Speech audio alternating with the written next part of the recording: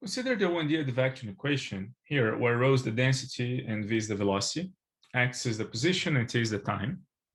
Let us discretize this equation in time and space. So this is the discretization that you get. You're discretizing this density in grid points, and you are evolving it in time. So the discretization in time here occurs in different points in time, but the same points in space. And now the discretization in space, for the derivative taken at the point I, you would consider within one grid cell, the positions that you would be taking this derivative would be at the point plus half and the point minus half.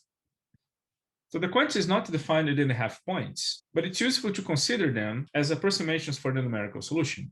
And different schemes differ in the way that these points are approximated numerically. We isolate the quantity that we want to find, which is rho I in the future, by multiplying the equation by delta t and summing rho I on both sides. We can then define this quantity to be the Courant number. The Courant number is the velocity times the time step over the resolution element, which is a dimensionless quantity that, as we're going to see, determines the stability of the different schemes.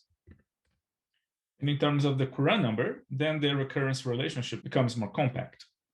We still have the half points here. To remove the half points and consider only quantities that exist in the grid, we're going to make use of the concept of flux. So the flux is the velocity times the quantity. And multiplying then the velocity by the density at the half points, then we have the flux at the half points. And we can write the recurrence relationship in this way. The different schemes differ in how they approximate the flux at the half points, fi plus half and fi minus half.